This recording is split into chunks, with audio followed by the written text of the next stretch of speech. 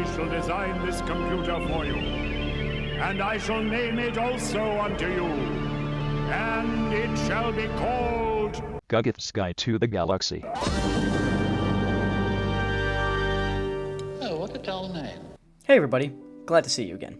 As the end of 2024 approaches, or already happened, it's time to take our annual trip back through the highs, the middles, and the unholy lows of Hollywood in the past 12 months.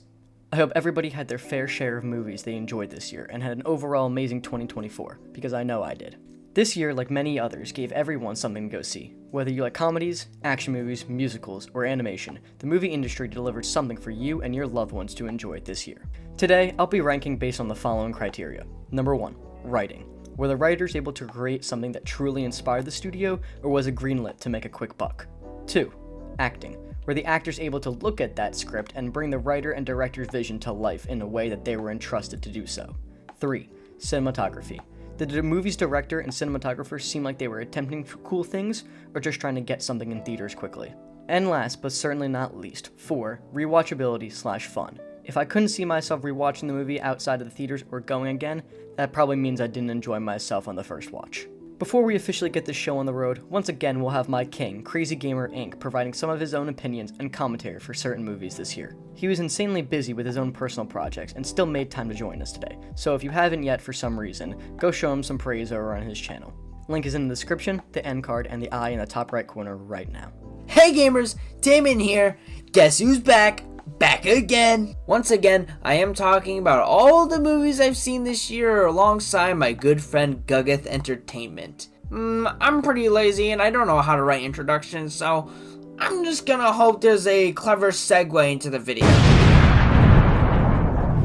With all that out of the way, sit back and enjoy every movie I saw in 2024 ranked from worst to best.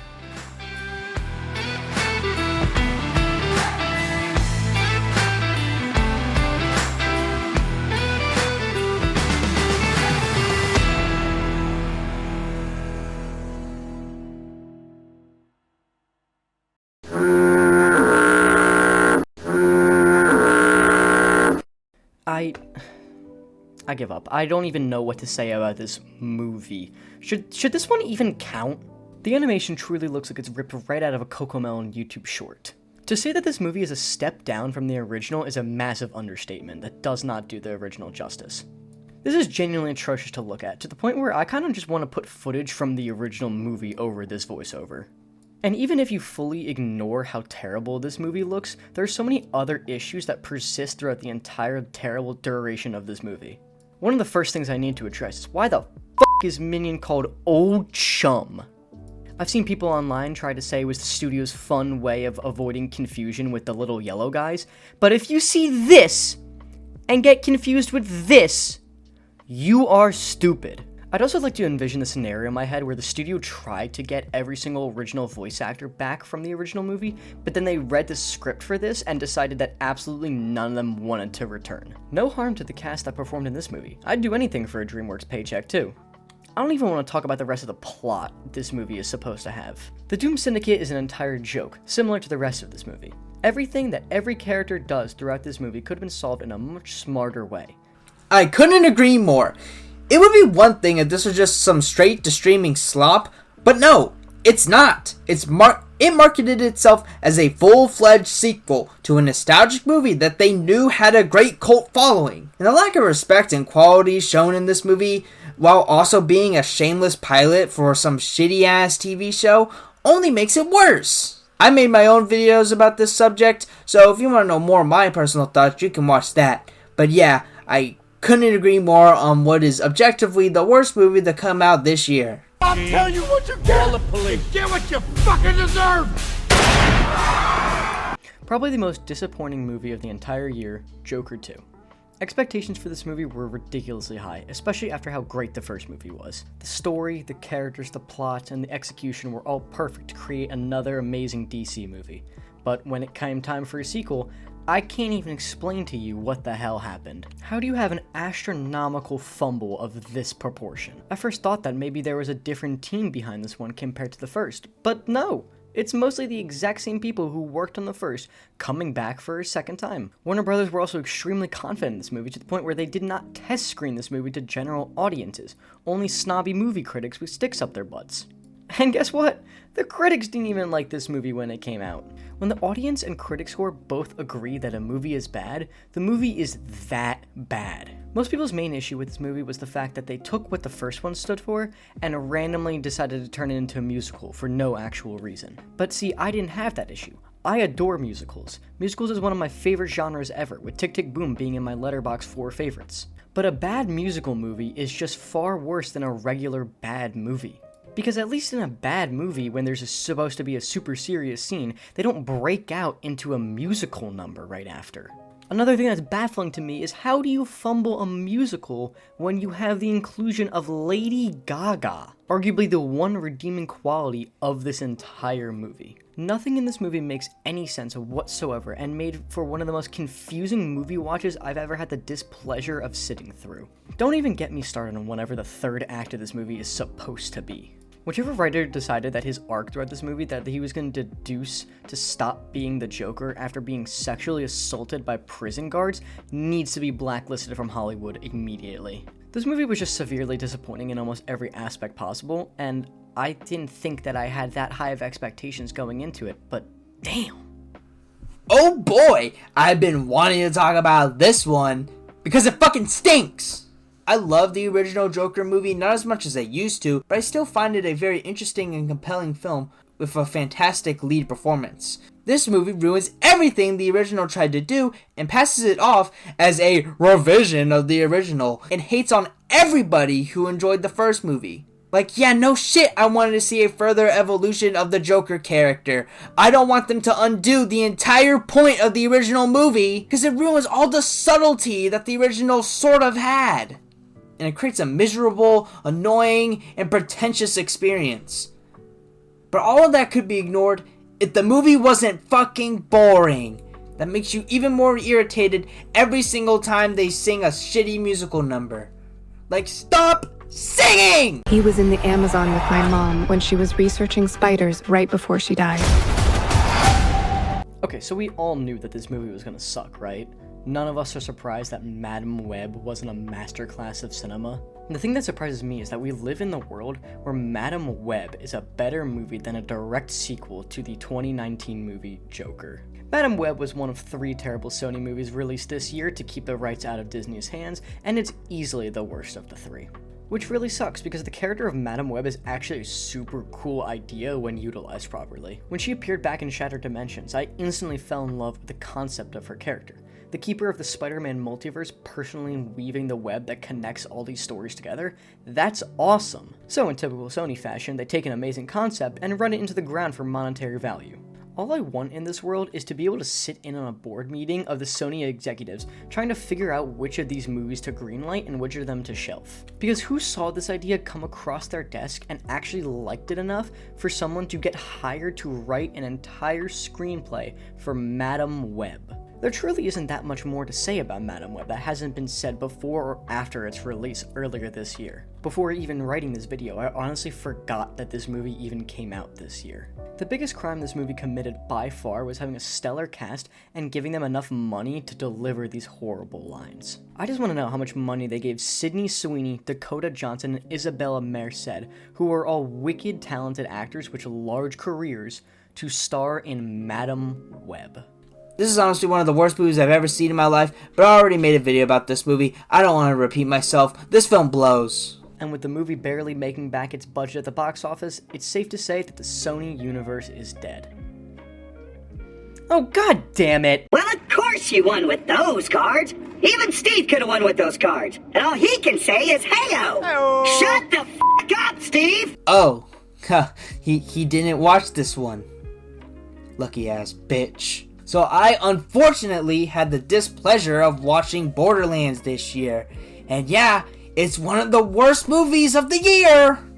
The writing is filled with some of the worst MCU level dialogue that you can ever think of. I never played any of the games before, but I watched it with a friend of mine who has played the games, and he said that it's a god-awful adaptation, so I'm inclined to believe him. Oh, and on top of that, this movie is painfully unfunny and uninteresting. Who was this movie made for? It's clearly not made for the fans because they don't give a shit about the games. But this movie's just so boring that no one knew would ever be interested in checking them out. And guess what? Nobody fucking watched it because it looked like shit and it was shit. This movie is simply embarrassing. Like, how the fuck do you make Jack Black unfunny? It's truly an incredible feat. But that's all I have to say about this movie because, to be honest, I forgot everything about it. Gonna come down there so you can kill me. Yes! I'll be right there. There's no place like home. Oh, I also watched Kraven the Hunter this year. Because while it is better than some of the other shit like Madam Web and Morbius, it still stinks. Kraven the Hunter is either really boring or so bad it's hilarious. It has the same problems as every other movie in this spin-off universe. You know, like the shitty editing, bad ADR, countless rewrites, ugly CGI, bad acting, and horrible dialogue. But at least some of it is charming in here. Like, look at the lines in this movie, like, "Do you want to know why they call me the Rhino?" And he can sound like anyone. It's like he's a chameleon. And what can I say? I'm a hunter. Truly some Suicide Squad and Fan4stick level writing. You know, with the, what are we, some kind of Suicide Squad? And, it's fantastic. Say that again? And it's frustrating as a Spider-Man fan, seeing a villain-focused spin-off movie that doesn't feature Spider-Man in it, and with that villain in question being a shitty anti-hero. It's such a stupid gimmick, and I'm so glad that it's dead. And it sucks here because there's potential of a good movie in here. The R rating is interesting, I guess, but it doesn't really take advantage of that because the editing is shit. Aaron Taylor Johnson is a charismatic lead, at least more than Jared Leto. But too bad the script is so bad that he just cannot make up for the shitty plot. And there's other Spider-Man related characters like the Chameleon, Rhino, and the Foreigner. Yes, he's a real character, look it up. But again, this movie just stinks. The Rhino in particular is so bad, but the actor is so campy that I can't be mad at him that much. Because he was the best part of it.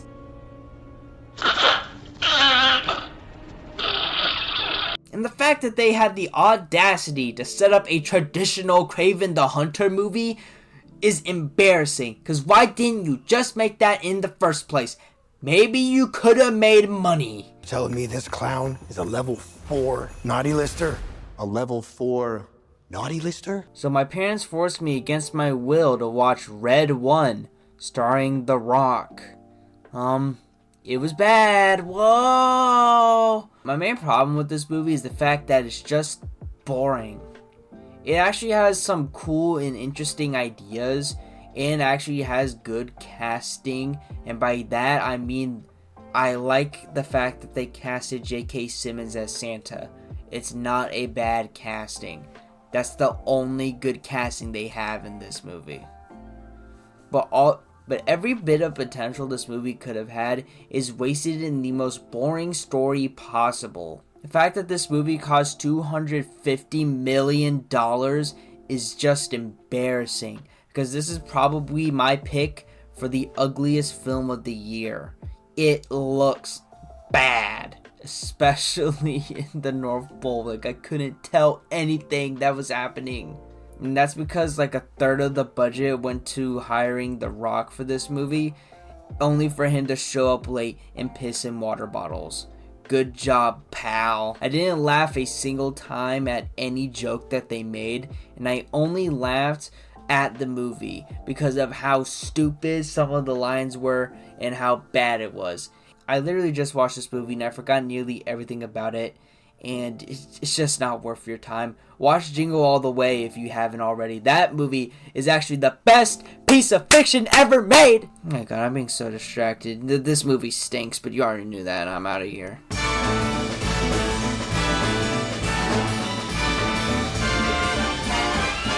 Terrifier 3 was also another movie that was exactly what I thought it was going to be. I walked into that movie knowing it was going to have barely any plot, but some great kills and some disgusting gore. And that's exactly what we got. Although, I will say that Terrifier 3 is the best of the trilogy so far. and with the added budget from how well the second movie did at the box office, the third one was able to ramp up the gore and how good it looks. David Howard Thornton easily gave the best performance of his Terrifier career so far. Playing a character that has zero dialogue and still being able to portray the character with such spirit is not an easy thing to do, but it's not a challenge for Thornton. No matter the scene, he gives an outstanding performance as Art the Clown. But, with that being said, the majority of this movie is unnecessarily messed up. I know that's the entire point of this saga by this point, but I fear for the director's sanity. The scene at the end of the movie where Art force feeds rats down a screaming woman's throat is something I feared like that some unfunny kid would show me off 4chan in middle school at 7 o'clock in the morning. Don't get me wrong, I adore when horror movies aren't afraid to push the boundaries on what they show in their movie, but sometimes there is a line. But with that being said, Terrifier 3 is easily the grossest and goriest movie that I've ever seen, which makes other horror movies on this list look like they were made by Pixar. Here's to the ones that we got. Cheers to the wish you were here, but you're not. I let them do it to me again. I looked at a trailer released by Sony and thought, hey, this doesn't look that bad. I was fooled once again by whoever makes the trailers at Sony into thinking that Venom: The Last Dance was going to be a better movie than Let There Be Carnage, but no, Venom: The Last Dance is easily the worst movie of the entire trilogy. It takes what was fun about the first two movies and overdoes it and tries way too hard to be witty and campy when it just came naturally in the first two movies. And in typical Sony fashion, they used the one cool part of the movie and all the marketing to make it seem like there would be a little bit more to show of Noel, but no. Yet again, Sony baited us into going to see the movie by promising something cool that probably won't come to fruition for another couple years. Honestly, we're all fools for believing it again.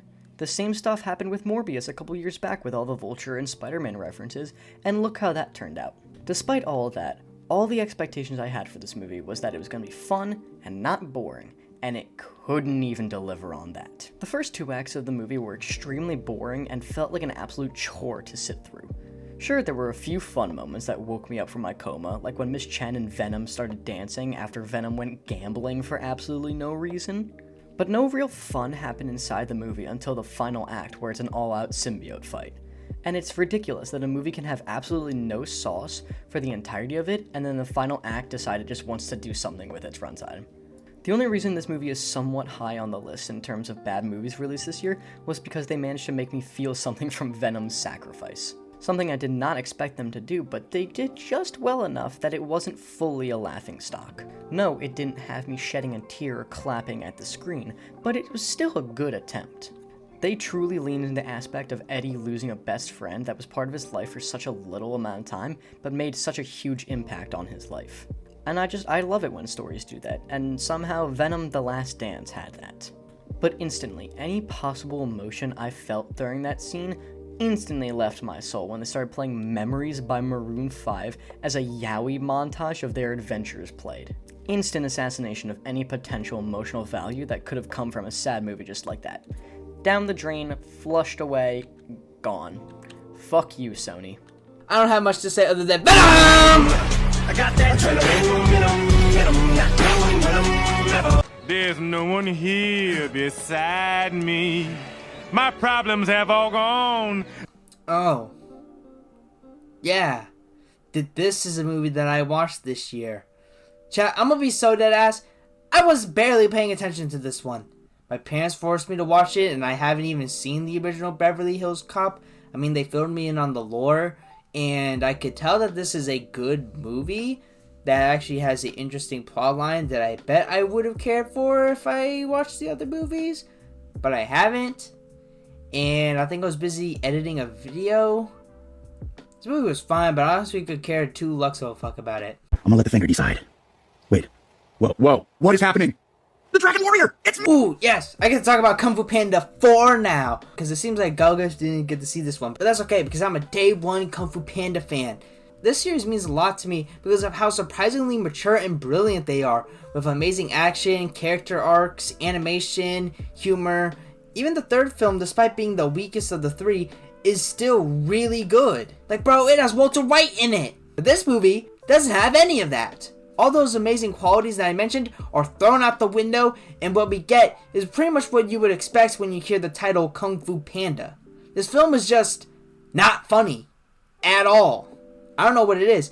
I like Jack Black, aka Nacho Libre, but the humor in here just feels so forced and unfunny. The action is good and it's a little bit stylized. Ugh. Ew.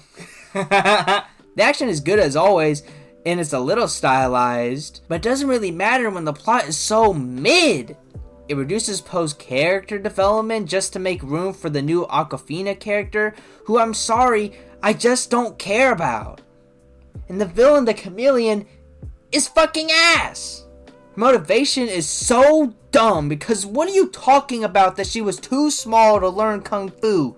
Have you seen Mantis? Oh wait, you haven't, because the Furious 5 are not even in this one. She's also just not threatening at all and has zero aura.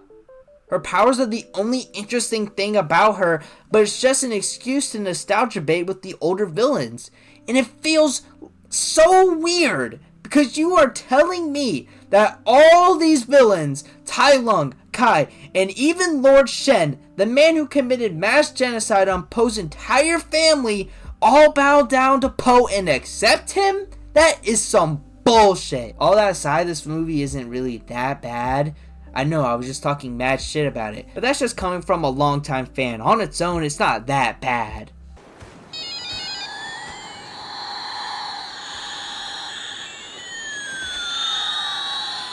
Right around this point in the list is where we exit the bad movie zone and get more towards the underwhelming / mid movies of the year. Because A Quiet Place Day 1 was nowhere near the level of Joker 2 or Venom 3, but I was extremely disappointed on what I saw. I should have expected that though. The sequel was not all that compared to the first movie, which I consider to be one of the best examples on how to do suspense correctly in a modern environment. But that kind of substance has been missing ever since the first one. The idea of this movie is so fun. Showing how quickly this world went to shit after the invasion was such an amazing sequence. But after all that was over, the movie severely fell off for me. With the first one, it made total sense that these people were the ones to survive the terrible world they live in because of their deaf daughter. They have that advantage of already having a form of communication outside of speaking that makes them more apparent to survive in the world that they occupy now. That made total sense as why they were able to survive, something that completely lacks in this movie. Both of our main characters have severe plot armor that aggressively shines when there's any encounter with the monsters. To me, it doesn't really make much sense why these people specifically are the ones who were chosen to be our survivors, other than the plot demanded it. Combine all that with the lots and lots of cheap jump scares just to get a quick reaction, when in actuality, anyone who knows anything can see them coming from a mile away. All in all, the movie severely drags and loses flair after the opening massacre takes place. Banana! Banana! Okay, so Despicable Me 4. As a longtime Despicable Me fan, I kind of knew what to expect for this, because the first two movies are generally good in my opinion, and Rise of Gru was also pretty fun. But the rest of the series has just been very subpar alongside the studio that makes them. And each movie that they make is just a series of underdeveloped and annoying side plots cluttered together to form one movie. Case in point, The Secret Life of Pets 2. And even though I was excited for this movie in their day one, I knew exactly what I was getting in for. And wouldn't you know, it's exactly what I got! And I do like it more than Minions 1 and the third Despicable Me, because they're not as annoying and all over the place. But this film just has a bunch of underdeveloped plot lines as well, and I kinda care about them less now. Like Gru's family having secret identities and having silly shenanigans throughout the movie just isn't that interesting. I don't care about Lucy becoming a barber or Margot going to school for one scene and Edith and Agnes go to Cobra Kai! But I'm like already bored, so I don't care. But I do sort of like the other plot lines, I guess. We get introduced to Gru's son, and I kind of like their dynamic and stuff. Though I don't really like Poppy Prescott as a character, I kind of like the part where they broke into Gru's old school, because there's a lot of cool, interesting lore, and I guess it was funny. And I really like the stuff with the Minions becoming superheroes. They don't really get focused on a lot, but hey, it probably was the funniest stuff in the movie. Too bad that they're not that focused on. Oh, and by the way, the worst part of this movie is without a doubt the villain. He just has no aura, no sauce, no nothing. He is so lame, bro. I swear to God. Will Ferrell does a good job, I guess, though.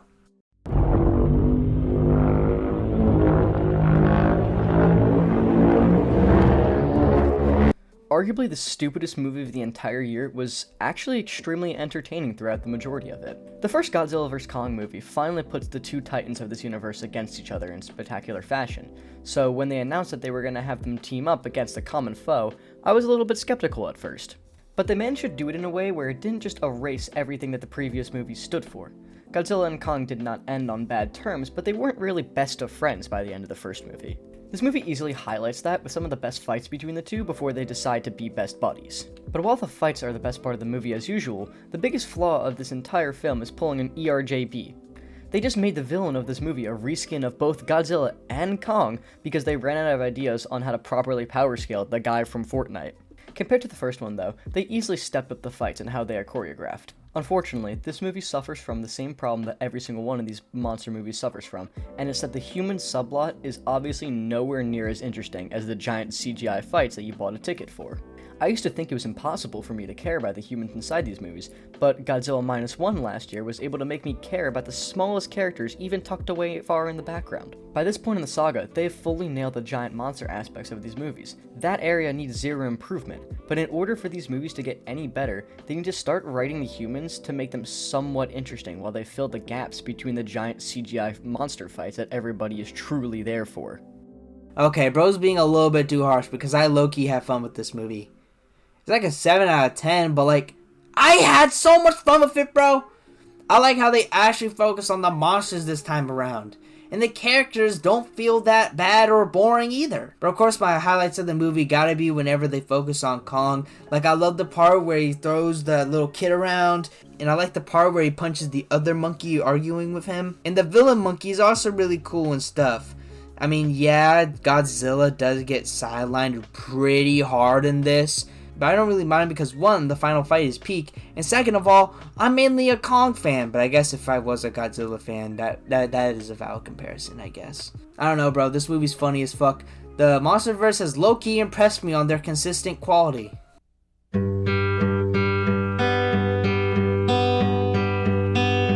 If is one of those movies that either works very well connecting with its audience or very poorly. There is no in-between for people's perception on how this movie portrayed its message. Seeing how high it is on the list, the message of this movie instantly connected with me. I believe in part of that was because of the fact that I watched this movie for the first time on the first day where I moved into college.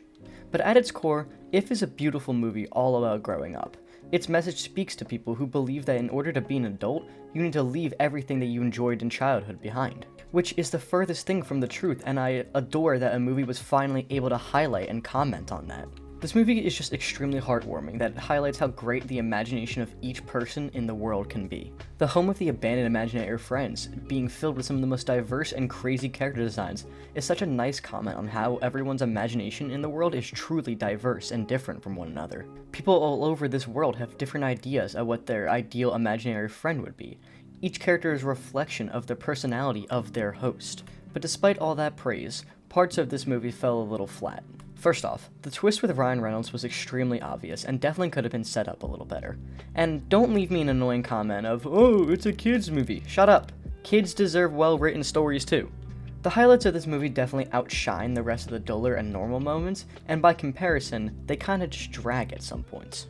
So I fully understand why this movie is very hit or miss for some people. It's nothing in the imagination of those who didn't like it as much as somebody who did. If it's just a movie with a beautiful message locked behind an overdrawn runtime and attempts at crude humor that sometimes don't fully land. But with that being said, if you haven't had the chance to see this movie, I still highly recommend it.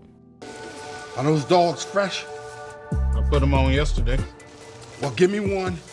Okay, Bad Boys, Ride or Die. So, funny thing about this, I'm going completely off script here. When I saw this with my friend, there was this guy in my theater, and he was like some pretentious film buff. I could just tell from afar. Bro was locked in. Bro's really invested. And then me and my friend were just yapping and saying a bunch of bullshit the entire time. And bro went over to us and was like, can you guys keep it down? I'm trying to watch Bad Boys, Ride or Die. And I'm like, okay, yeah, whatever. But I kept whispering to my friend, being like, dude, it's just fucking Bad Boys. Anyways, I had a fun time with Bad Boys, Ride or Die.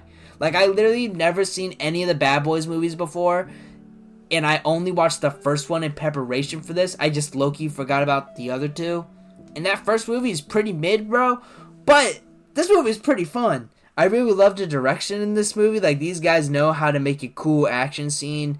The movie's pretty funny. And the plot, although I wasn't super invested in it because, you know, I'd never seen the rest of the movies, it was easy to follow and I had a good ass time with it. It's a fun ass movie. I low-key loved it a lot. I love the final act a lot because there's this white crocodile that they have to avoid. That was just so cool. That's the type of shit that I love in a movie. Also, Reggie's the MVP. If you know, you know. Also, they killed DJ Khaled!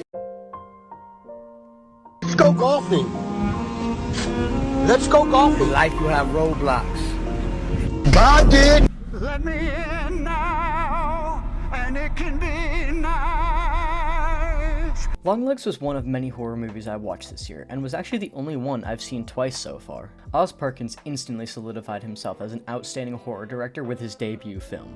You can tell that he understands the genre as it's supposed to be, because he relies a lot less on cheap jump scares and gotcha moments for the horror, and more upon the way he angles the camera and how it's edited to keep you on the edge of your seat and wondering what the hell is happening. Longlegs is one of those movies that rewards multiple rewatches. Because once I watched this movie for a second time outside of theaters, I understood the decisions of the characters and why they did it a lot more than I did the first time. The plot also made a lot more sense when you have the full picture. But with that being said, yes, on your first watch, Longlegs can be a bit messy and complicated to understand. The plot is very streamlined and very quick, so if you aren't fully paying attention to every tiny little detail, you can easily miss a very integral part of the movie. But it's extremely easy to be immersed inside this world when you have amazing performances from Mika Monroe, Blair Underwood, and the king himself, Nicolas Cage. Cage takes his very little screen time that he is given and makes sure that you remember his performance as the title character. But easily the star of the show is Mika Monroe as Lee Harker. The way that she adds such life and passion into a character while still portraying her as somewhat of an emotionless character adds a lot of depth that makes the movie insanely fun to watch. I never doubted for a second that Harker finding one little detail of the puzzle and making a connection was out of character, because Monroe was able to play her with such poise and intelligence that it was fully believable every single time she did something smart. Nevertheless, Longlegs was still a very entertaining watch that had a good amount of terrifying moments to leave a lasting impact on you once you left the theater. No, you're sinking like a stone. Carry on. Up until the day I watched it, I had no clue that Carry On existed. I saw a TikTok clip of Taron Egerton ranking Christmas movies, and he mentioned this one, and in that same video he put Muppets Christmas Carol at number 1. So when he said that his new movie was good, I took his word for it. Carry On was a perfect Christmas movie for all those people out there who want a new, yet exciting movie to watch around the holidays. Because the debate of whether Die Hard is a Christmas movie does not apply here. Carry On is absolutely a Christmas movie, and a good one at that. With great acting, action, and a well-written plot, Carry On left me on the edge of my couch wondering what was going to happen next throughout the entire film. The basic plot of the movie sees Taron Egerton's character, Ethan, working a TSA checkpoint where a mastermind criminal enters his lane and forces him to let something dangerous onto the plane, or else he's going to hurt his girlfriend and others he loves in his life. Which is such a scary premise on its own, but combine that with the fact that the Traveler's plan is so thorough and thought out with every single detail of what could possibly go wrong and how to deal with it if it happens, thought out and planned ahead of time. So when you put a mastermind like that against someone who's just supposed to be a regular guy, it's a little difficult to think of a way that Ethan can get out of each and every situation he's presented with. Yet throughout the entire movie, Ethan proves he's just as smart, if not smarter, than the Traveler and his team of terrorists. Despite its PG-13 rating, they don't shy away from showing some of the messed up stuff.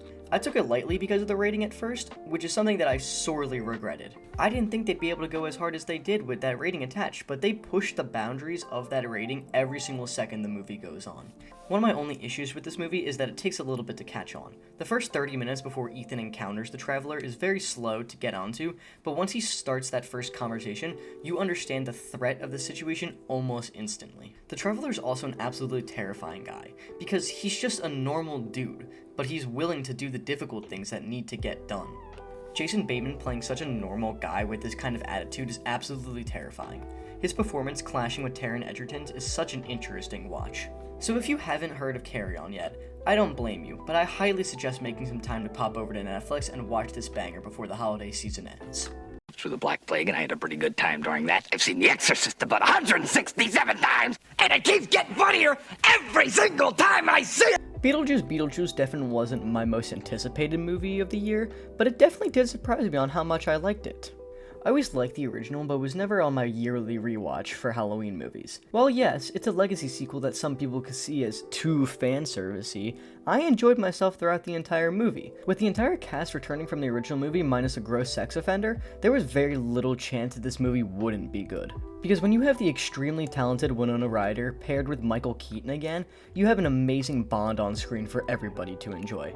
Atop all that, you add Jenna Ortega to the cast, who is basically a modern-day Winona Ryder, you are perfectly setting yourself up for a solid movie. And that's what they delivered to us, a very solid and entertaining movie that had me laughing for the majority of it.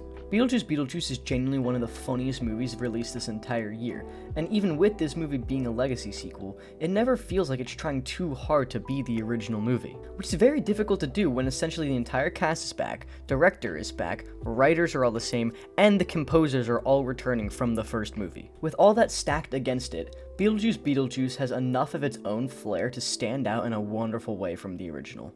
The movie also juggles 2 to 3 different plots that all have their ups and downs. The romantic subplot with Ashton and Jeremy does sort of abruptly end, and the subplot of Beetlejuice's ex-wife doesn't really do much for the overall story, but it doesn't mean they aren't fun to sit through. The twist related to Jeremy was actually surprising, and I can't say I saw it coming too much, but I am very angry that he ended up being a horrible person, only because the chemistry between him and Jenna Ortega was immense. And while the subplot of Beetlejuice's ex-wife is funny to watch, all she truly did was kill the best character of the entire movie for no other reason than she could. But with all that, Beetlejuice Beetlejuice still had plenty of eye-popping practical and CG effects to keep you hooked from start to finish. And in typical Tim Burton fashion, there's enough weirdness for you to know it was made by him, but enough normalcy in it to keep people who aren't in love with his style in their seats. So I watched the original Beetlejuice this year for the first time, and man, this might be one of my favorite Halloween movies ever. I love the plot, humor, and characters, and the visuals are just so inspirational to me, and I low-key started putting in my own artwork. Like, damn, I was surprised that this sequel wasn't completely ass. This movie still keeps the same amount of passion, talents, creativity, and humor that the original had. I love how Winona Ryder's dad in the original movie gets killed off screen in the most brutal and exaggerated way possible, simply because the actor was a Diddy disciple. I found that so fucking funny. By the way, Winona Ryder, hear me out, guys! And her boyfriend in this movie is played by Lord Garmadon from the Lego Ninjago movie. I literally couldn't watch the entire movie without thinking of him. And of course, the highlight of the movie is Michael Keaton. As expected, he's fantastic in this role. But I also really loved Willem Dafoe's character. Yeah, I don't know, I kind of wanted more of him. And the production value, set design is great as always. You love to see practical effects in movies nowadays.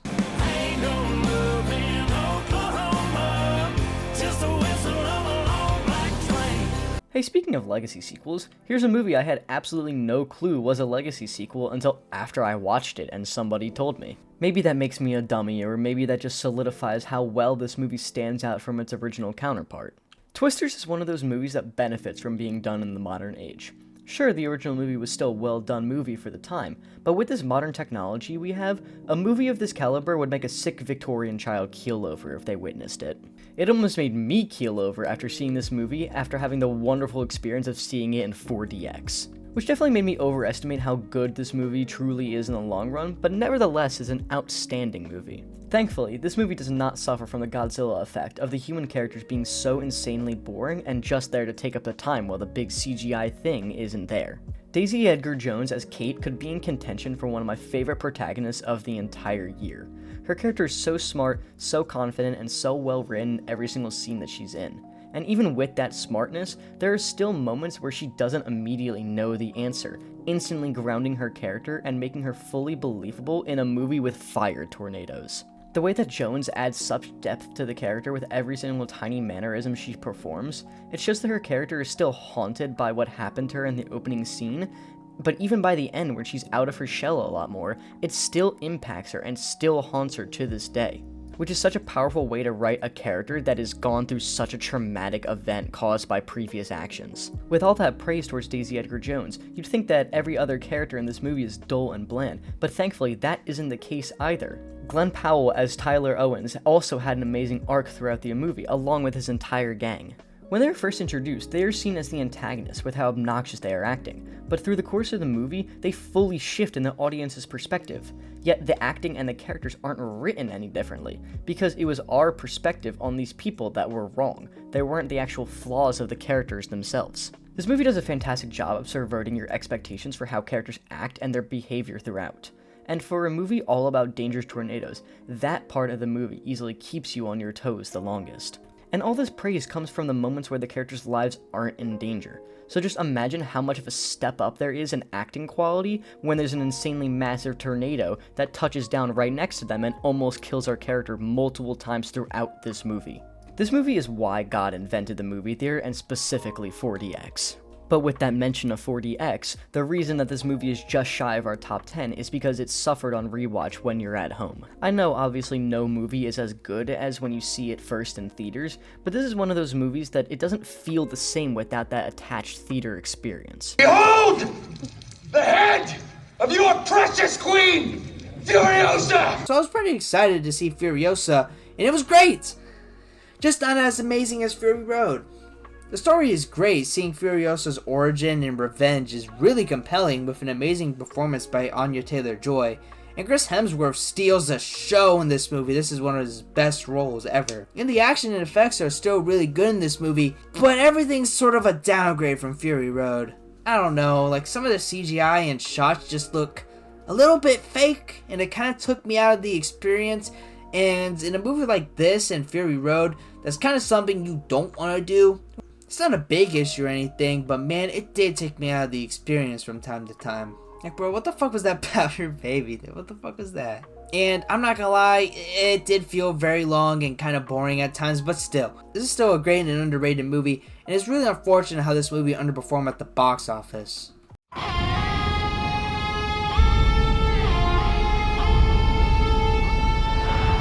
Probably the most controversial take on this entire list, just shy of cracking our top 10, we have Dune Part 2. But with this movie and the first, both of them have massive high points that make you understand the glaze, but then they also have a good amount of lows that mostly get overlooked in your average conversation about how much people enjoy these movies. The main issue that I found with this movie was the direction from set piece to set piece. We spend very little time on each giant spectacle before we're thrown into something else, and you're just expected to go with it and understand what's happening. This is an issue that was changed from part 1, whereas in that movie, they didn't really do anything cool in between the giant spectacles. Combine that with almost a 3-hour runtime and barely any interconnectivity between the scenes, I found myself confused at how this connected to the overall film multiple times throughout my watch. But enough of me crapping all over this movie. It still slaps and was still an insanely fun watch in theaters. Timothée Chalamet easily sold his portrayal of the character once again, arguably setting himself apart from the character he was in the first movie, which is easily on purpose, because the character arc he has throughout this movie has him fully going insane with power and turning into Space Jesus. When you pair all that with the legendary Zendaya giving her all into a performance once again, with her actually being in more of the movie than 5 minutes this time, it's a lot easier to understand the importance of her character and why she's there. What I really don't understand is her relationship with Paul. They have little to no chemistry throughout the movie, and it feels like a random flip of a coin, where she decides that they're truly meant to be after hating him. And by the end of this movie, she ends up hating him again. There was no point in that middle bit if she hated him at the start, and she needs to hate him at the end. That whole middle area of their romantic subplot kind of just felt like something to throw in there so that by the end of the movie you feel shocked that Paul would betray her like that. Easily, that entire romantic subplot completely lost me throughout the entire runtime of this movie. But it's very easy to overlook stuff like that when you have some of the coolest moments in sci-fi history, like Paul riding the worm, or the worms invading the palace in the final act. I'm not going to sit here and say that Dune 2 has zero sauce, because that would just be a blatant and apparent lie. Accompanying that sauce is a top-tier soundtrack from Hans Zimmer, so I fully understand why a lot of these people have this movie towards the top of their list. Maybe I'm just a hater, or for some subconscious reason I'm looking for a reason to dislike this movie, but for me it just didn't hit as hard as it did for others. The movie is still spectacular with the way that it shows Paul's rise to power and how it begins to corrupt him, and I'm very much looking forward to the way that his story wraps up whenever we get Dune Messiah. I'm sick to my stomach, I'm out of my mind, you might know the problem. Smile 2 is one of the most fun and creative movies of the entire year, and honestly, I'm very surprised at how much I liked it. The first movie was a fun and interesting watch, but it didn't scare me too badly until the final act. They definitely ramped up the scenes and the atmosphere related to this entire demon in the second movie. Because truly, what did Sky do to the Smile demon to piss it off this badly? Because the amount of shit that Sky goes through in this movie before her untimely death at the end of the movie is truly horrific. Yeah, the demon made Rose remember her childhood trauma right at the end of her experience, but it came out swinging day one with Sky. Almost every scare throughout this entire movie managed to truly scare me when I watched this movie, with the exception of her best friend's face turning into a car. But from the first second of this movie, you knew you were in for a great time. Joel's cold open with his plan to pass the curse on, taking place only 6 days after the event of the original movie, was such a good touch to connect the events of the first movie to this one.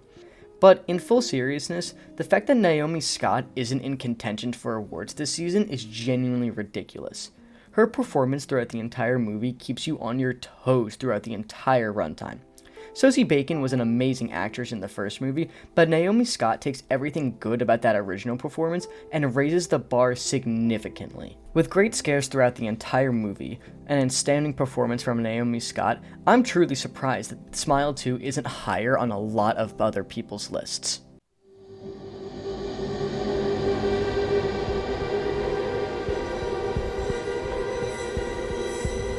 Unfortunately for Smile 2, there was one horror movie that came out this year that was significantly better, and that was Alien Romulus.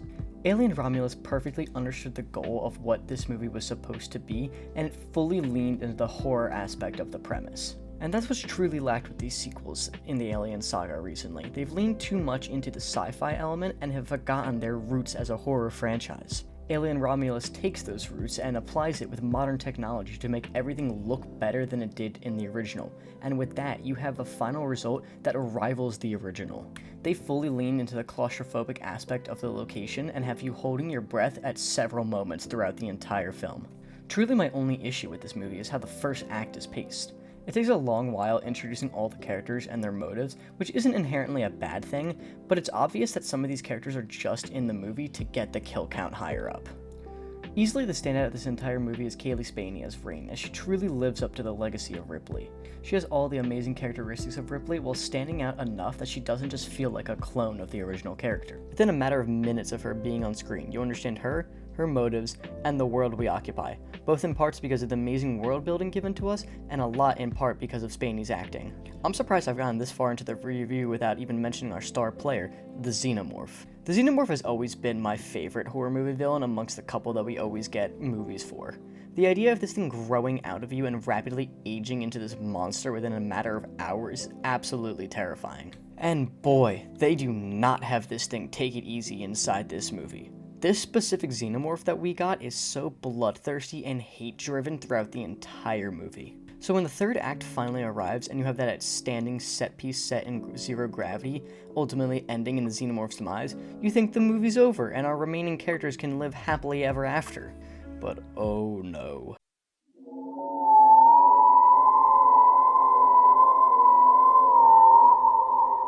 Alien Romulus isn't fucking around with the trauma. This movie shows arguably the grossest and most horrific monster ever put to screen in the last 20 minutes. I've had nightmares about this grotesque and nightmare fuel of a monster doing something as simple as walking around. Everything that this creature does is an absolute terror to even consider. My jaw could not leave my seat from every second this thing was on screen. Fede Alvarez easily solidified himself as one of the best horror directors of this new century, with how horrific this entire movie is from start to finish. Alien Romulus has easily gained my respect and the honorable title of the best horror movie of 2024.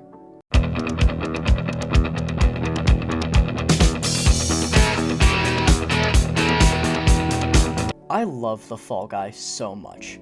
I do not care what anyone has to say about this movie. This was one of the most fun theater experiences I've ever had.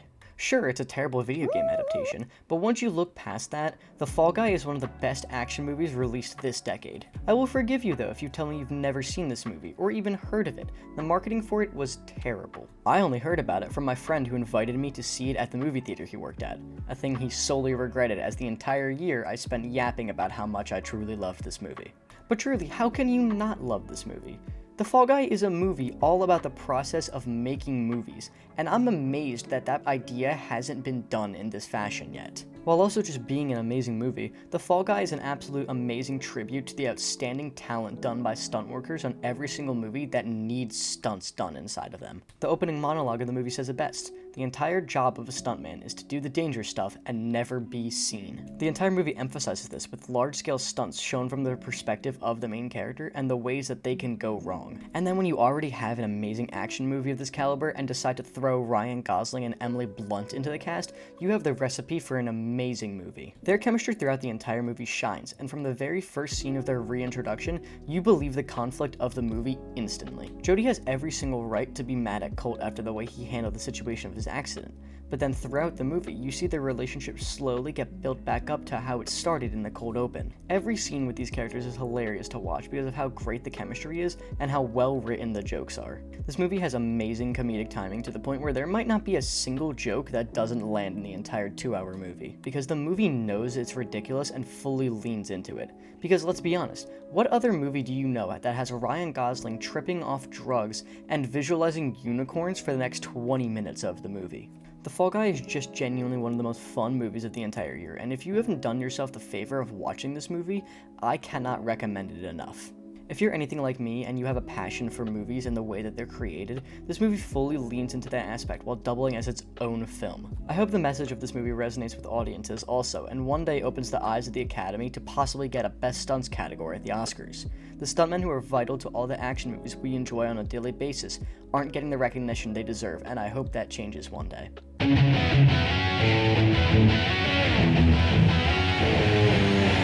Sonic the Hedgehog 3 is the definitive video game movie. There were enough things adapted from the game to keep the story faithful, but changed enough to make it its own thing for better or for worse. They had enough things for die-hard Sonic fans to enjoy, while still keeping the story streamlined enough for those who don't understand all the little references and nods. And with all that, Sonic the Hedgehog 3 is easily the best out of the trilogy, which was a high bar to clear, because I fully did not expect it to blow the other two out of the water. Believe me, I love the other two Sonic movies, but Sonic 3 easily beats out the other ones. When the movie first starts, you immediately jump into the action, with the majority of things shown in the trailer being from the first 20 minutes of the movie. And because of those first 20 minutes, I thought that this movie was going to have horrible pacing. But no, it starts off quick and wastes absolutely no time, but is totally fine after that. And since this is the third movie in the trilogy, they don't need to introduce anyone except for Shadow, so they do that immediately, show you who he is and why he's doing what he's doing, and just jumps right into it. And from the first second he's on screen, Shadow easily solidifies himself as one of the coolest characters in the franchise. I did wish we see a little bit more of him throughout the movie and less the two Robotniks, but Shadow isn't going anywhere, so we got plenty of time to get more of him. But throughout Sonic 3, there is a very heavy theme of family, more so than the previous movies. And they didn't mess around this time. How could you when you're adapting the story of Maria and Shadow? An adaptation that I did have a couple of issues with, what they changed and what they kept, but the overall story of Maria remains the same. Without getting into spoilers, there was one scene that definitely highlighted why they changed some of the things with Maria's story, and that was to make it fit more thematically, which I never have an issue with. I'm always a fan of changing things from the original source material to better fit the new story you're trying to tell. Sonic 3 adapts Sonic Adventures 2's story with enough details that it's still a faithful adaptation, while still making some stuff up to make it its own original standout. Because when it clicks for you that they're adapting Sonic Adventure 2 without Amy, I was a little worried that you wouldn't be able to properly tell that story, because Amy is one of the main characters that helps talk Shadow down from his massive villain arc that he's on. But yet again, they managed to subvert expectations in a wonderful way to keep fans of the games guessing what's going to happen next. Seeing as Sonic 2 was supposed to be Jim Carrey's final movie, I'm going to assume that he's fully done acting after this movie. And that's okay. Sonic 3 was a better send-off to his ridiculously funny acting career than Sonic 2 would have been. And I think he was aware of that throughout making this movie, because the things he does in this movie were so ridiculous and out of left field, which is hilariously improved by him both playing Robotnik and Gerald. Overall, Sonic the Hedgehog 3 was a super fun, action-packed, and great movie to end out the movies I went to see in theaters this year. The last 30 minutes of this movie were some of the most fun I've had in theaters this year, and I cannot wait to see more audience reactions to the post-credit scene. I just got out of seeing Sonic the Hedgehog 3. I loved it. I had a really good time watching it. And I'm not a Sonic fan. I haven't played like any of the games like at all. So the fact that I'm saying that is really weird, but like I really enjoyed this movie. I feel like this is probably maybe the best video game movie. I think it is the perfect formula for these Sonic the Hedgehog movies that they've been making. I feel like they near perfected it. The action is fantastic. Like probably some of the best action I've seen all year. Like holy shit, the last 30 minutes are dope as fuck. Like, I want to cheer on multiple points. And again, I don't play the games. But again, the true highlight is of course Keanu Reeves as Shadow the Hedgehog. He is the coolest motherfucker ever. And again, I don't play the games, so I don't really know how well of an adaptation it is of the storyline. But I, for one, really enjoyed it, and I was really invested, and again, the action is dope as fuck. So, if you're a Sonic fan, then you're gonna love this movie, dude. Sorry! My Prada's at the cleaners! Along with my hoodie and my fuck you flip-flops, you pretentious douchebag! We Live in Time is one of many A24 movies released this year, and unfortunately the only one I was able to sit down and watch. Y2K and I Saw the TV Glow are on my watch list, but I was unable to get to them before starting production on this video. But holy shit, I don't want to watch any of them if they're somehow more heartbreaking than We Live in Time. On almost every level, We Live in Time is emotionally devastating. It takes the struggle that almost every single person on Earth has probably dealt with at some point, that being wanting to do something with your life, and how to properly deal with it once terrible, horrific news strikes and you have a countdown for how much time you have left. It's a heartbreaking story that is intercut with beautiful relationship, brimming with chemistry, life, and talent. On top of all that, they casted two of my favorite actors of all time to star as our leads. An already devastating premise fully emphasized by the beautiful talent of Andrew Garfield and Florence Pugh. Both these actors give possibly the best performance of their entire career and one of the best of the entire year. There are a lot of performances that I say are Oscar worthy, but lord, I mean it when I say Andrew Garfield and Florence Pugh for We Live in Time now.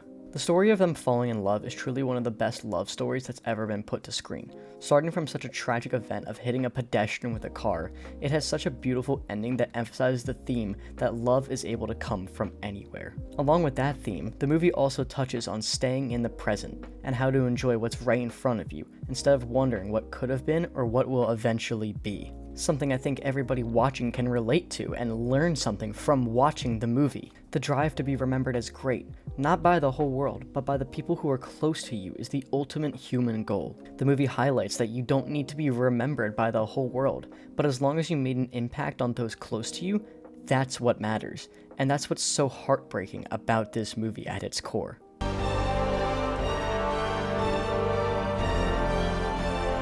Transformers 1 is probably the most surprising movie of the entire year. Truly, I had zero expectations about this movie. The trailers made it look alright, just another generic Transformers movies, similar to the slop we've gotten in the past. I wasn't even planning on seeing this movie to begin with, but my friend fully persuaded me once it released. Originally, it was just to get her to shut up, but by the end of the movie, I got it. I understood the hype, the glaze, and all the other adjectives to describe how good this movie truly is. Transformers 1 is peak fiction. The concept of Transformers is such an outstanding idea that just activates something in my brain. So to witness so many mid to terrible movies in this franchise, with a good one sprinkled in there occasionally, it's such a breath of fresh air to see a truly peak movie enter this franchise. Easily the best Transformers movie ever released, Transformers 1 does what every other movie in the saga fails at. It proved that the robots alone can drive an emotionally rich plot forward without a bland Megan Fox sexy posing over a car. There was no point to tell this kind of story with the human side characters, because they would have just dragged the overall quality of the movie down. And that's in part because of how great the writing for this movie is, but also how amazing the performance is of all actors involved. The main focus I want to primarily highlight is easily Brian Tyree Henry as Megatron. Another performance this year that demands recognition immediately. The way he matches the energy of the beautiful writing that slowly shows the decline of Megatron is truly something special. And that's a thing that not many movies can do with such a short runtime, but Transformers 1 does not have that issue. Never at any point did the character do something out of character or too soon to quickly become this character we all know he is in later iterations. His speech at the end of the movie sends chills down my spine every time I hear it. Tyree Henry does such a great job at highlighting all the highs and lows of his characters. With Megatron and his previous/upcoming work as Jefferson Davis, I put Brian Tyree Henry in the rising Mount Rushmore of voice actors. Now on the opposite side of Megatron, Orion Pax/Optimus Prime voiced by Chris Hemsworth. I will not sit here and lie and say that I didn't judge a book by its cover, because never in a million years did I expect Chris Hemsworth to be able to put up a performance of this character, but yet again, I was sorely mistaken. Hemsworth is able to capture the immaturity of a younger version of the character, while still capturing what makes the character such a good leader in later adaptations. Chris Hemsworth also proved through his amazing final monologue that he is an amazing voice actor himself. Almost every part of this entire movie is beautiful, whether it be the score, the animation itself, the story, or any other part. Transformers 1 solidifies itself as a solid entry for Best Animated Feature at the Oscars this year. Oh my god, I love Transformers 1. This is probably my second favorite film of the year because of just how surprised I was with this movie. Like, I'm not a big Transformers fan, but this movie was the first time I gave a shit about Transformers lore. Like, this movie is just so enjoyable and so emotional. Like, it's so interesting seeing Orion Pax and D16 turn into Optimus Prime and Megatron throughout the movie. It's so compelling and emotional. And literally at the halfway mark in the movie, when we learn the truth about Sentinel, this movie just locks the fuck in for the rest of the runtime, giving us one of the best third acts of any movie of the year. There are some problems though, I guess, like the humor can be hit or miss, mainly because of Bumblebee though, who can get pretty annoying at times, but you can honestly move past that. This is such an amazing movie. Thank you, Transformers Hype Guy on Twitter.com.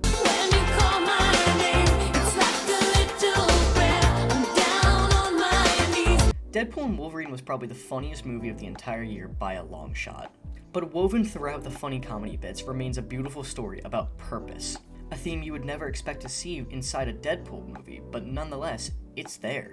This movie also exceeded every single expectation I had for it. The first two Deadpool movies were always funny with some bit of emotional resonance attached, but this third one definitely takes the message and works with it a lot more. Is it the best of the trilogy?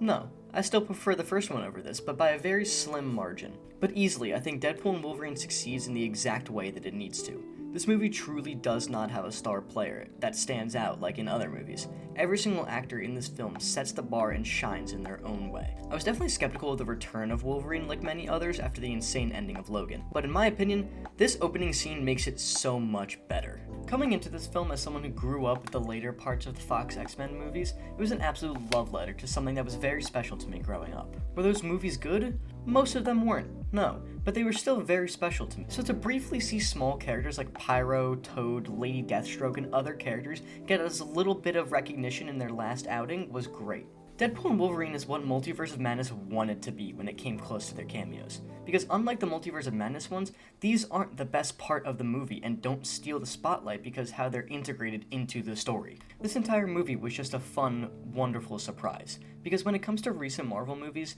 the writing and direction of the movie can be hit or miss. You've had insane hits like Guardians of the Galaxy Volume 3, but huge misses like Love and Thunder as well. Deadpool and Wolverine thankfully continues the trend of Marvel being back on their A-game. The chemistry between Deadpool and Wolverine throughout the entire movie is definitely the highlight. Their bond starting off with Logan already being fed up with Wade like everybody else is, ending up in a place of respect and partnerhood by the end of the movie was a beautiful progression of their arc. All these amazing story beats combined with a great soundtrack by NSYNC, Green Day, and the legendary Madonna, I had a smile plastered on my face throughout the entire viewing experience.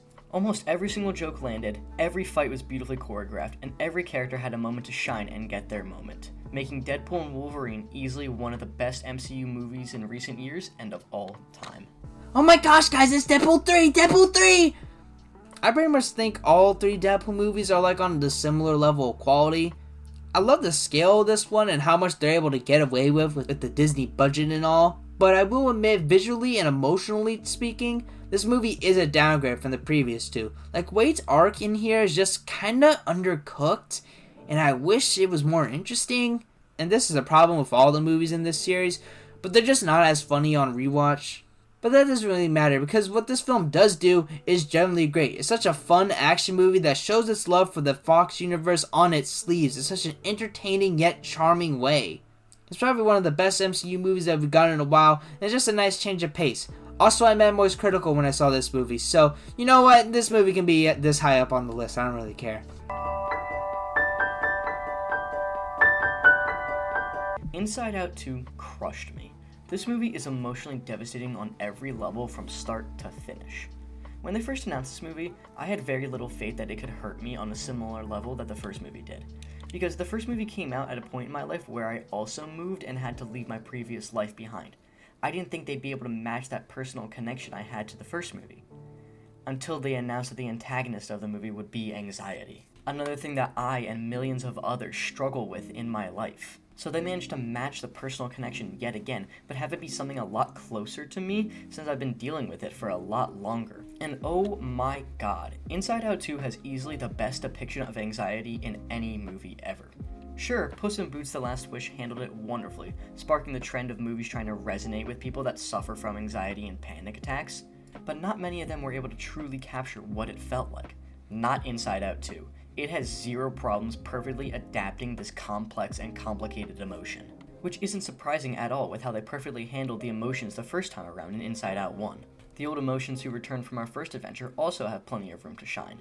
I was worried that without two of the original voice actors returning, the movie was going to feel a bit off. But no, Tony Hale does an amazing job at following up Bill Hader, and Liza Lapira does a better job than Mindy Kaling could ever. Inside Out 2 is truly one of those sequels that matches everything that was great about the first movie and finds a new way to spin it with new meaning. I truly believe that everything in this movie works. I have no flaws or things I would personally change to make this movie better. Similar to the first movie, they take on certain things and give them meaning. Like with imagination, we don't really know why we have that, we just do. So the first Inside Out gave us a fictional meaning to help understand why. Now with the second one, we have personality. We don't really choose the people we are or the things that make up our personality by full choice. So Inside Out 2 gives us that explanation. Is this truly what happened inside of our brains? No, definitely not, but it doesn't matter, because once again, they're using that part of filling in the blanks to emotionally devastate the audience. Because unfortunately, a thought that I think has passed through everyone's head at least once in their life is if they're good enough. And just like the movie says, the answer is 1,000 times yes. Movies are often reflections of things the creators are truly feeling, whether it be political, socially, or emotionally. And films that truly appeal to our senses of what is right and wrong are forever going to be the best types of movies. Inside Out 2 truly appeals to that sense of emotion in a lot of ways that different films wish they could. I couldn't agree more. I'm not gonna lie, I was a bit skeptical about this movie at first. But damn it, this is such a great follow-up to the original, and I think it's on par with it. I love all the new emotions and how they expand on the themes of the original that are really interesting and creative, but at the same time it's very emotional and relatable for growing teens like me. It's so compelling seeing Riley grow up and deal with all of this drama with her friends. It's really investing, and seeing her have a realistic depiction of a panic attack clearly resonated with a lot of people. Me being one of them. You could say at times this movie's really reminiscent of the first film, but I think this film does a lot new and interesting where you can say it's doing its own thing. So yeah, this movie is pretty darn epic and stuff. If Pixar is gonna be making a bunch of sequels, I just hope that they have the same amount of quality and effort that this one does.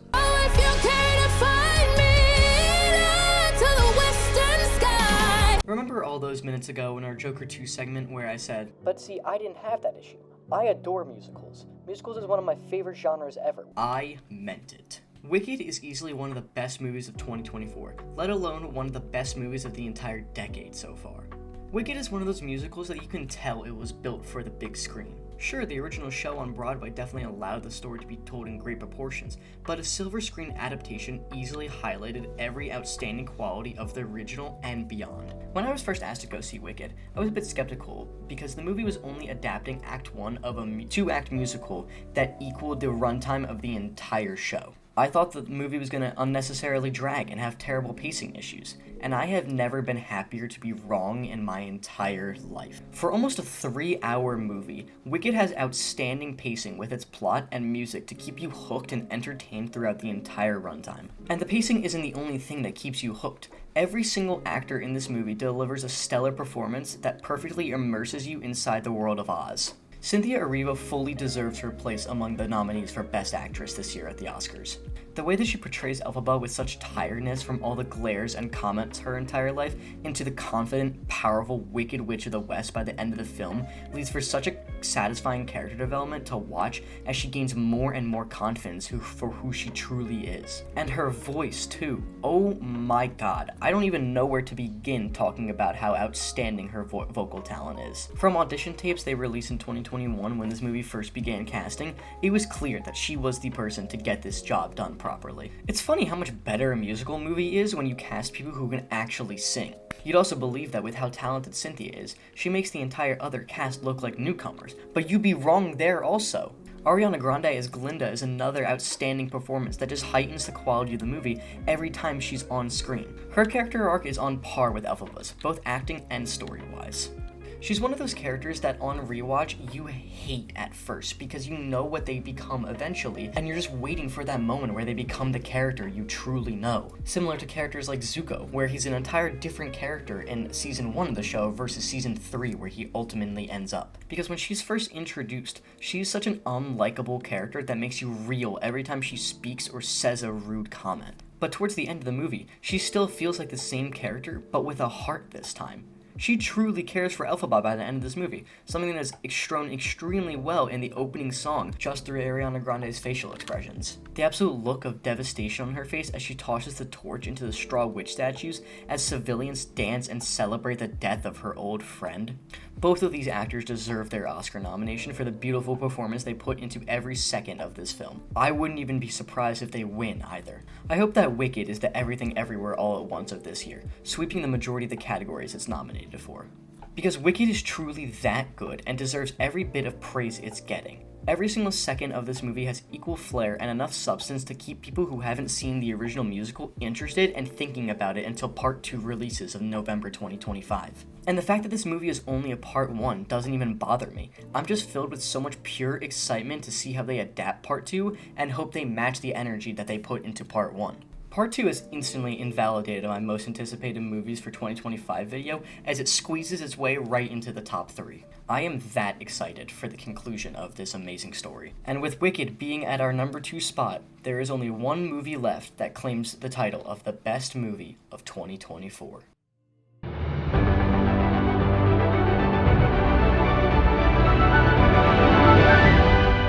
Without a shadow of a doubt, DreamWorks' The Wild Robot is the best movie released inside 2024. While also being the best animated movie of 2024, it beautifully and masterfully sweeps out all other movies in possible contention for the number 1 slot. The Wild Robot from the first second of the movie captures your imagination to wonder about the world we are so suddenly dropped into. And because of that amazing world building, the story works on so many different levels, not just visually but also emotionally. Taking a thing in fiction that is usually remarked as lifeless or emotionally detached from its human counterparts, The Wild Robot shows that all creatures alive are capable of love. What better way to show that love than the journey of motherhood? Not just normal motherhood, but motherhood for a child that isn't naturally yours. Because Roz didn't have to be a mother to Brightbill, but she chose to, putting Brightbill over herself and her mission like other parents typically do. While showing that journey isn't the easiest, you also have Roz and her goal to be understood by her animal peers around her, which also isn't easy when she lands on an island where every animal is fighting for their own survival against one another. Visually, The Wild Robot is some of DreamWorks' best work yet, right up there with Puss in Boots' The Last Wish. The animation seamlessly blends hyper-realistic natural landscapes with the sleek and mechanical design of Roz, creating a vivid contrast that emphasizes the narrative's central themes about nature versus nurture. The island is brought to life with painstaking detail, from the rustling of the leaves in the wind to the shine of the rain-soaked forest floor.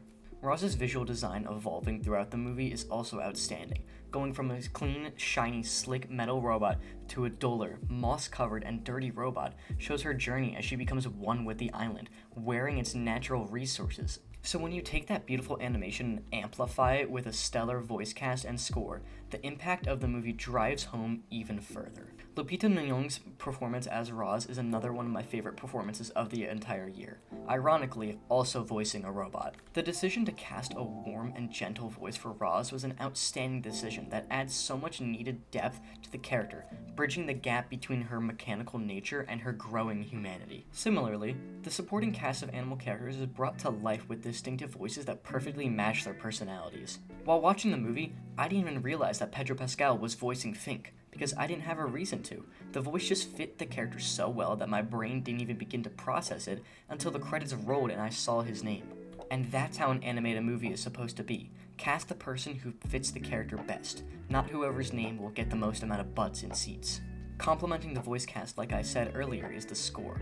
Chris Bowers was able to perfectly capture the awe of nature in instrumental form, enhancing every single emotional scene it's attached to.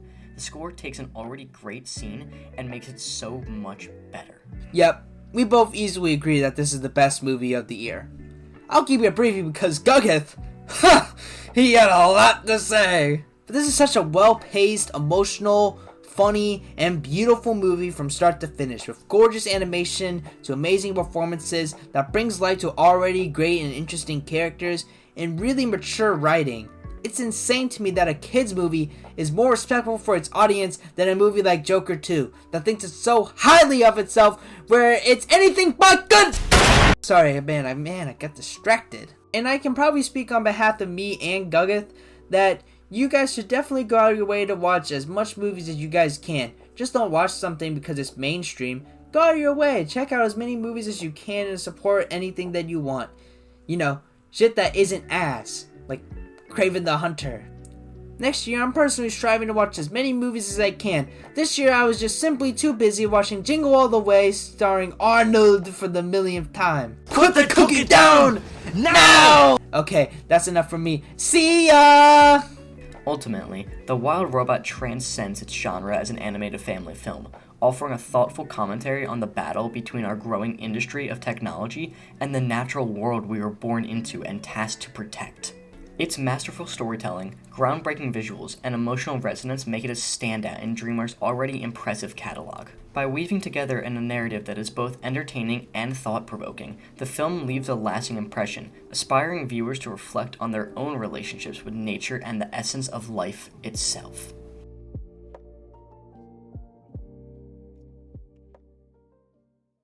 If you managed to make it all the way to the end of this video, thank you. I'd love to hear what you thought of the plethora of movies we got this year. Which one was your favorite, and which one's your least favorite? Let me know down in the comment section below, or over on Letterboxd. I hope both in and out of the theater you had a wonderful 2024, and may 2025 be an even better year for all. I'll see you all in the new year. Have a great one. Thanks for watching.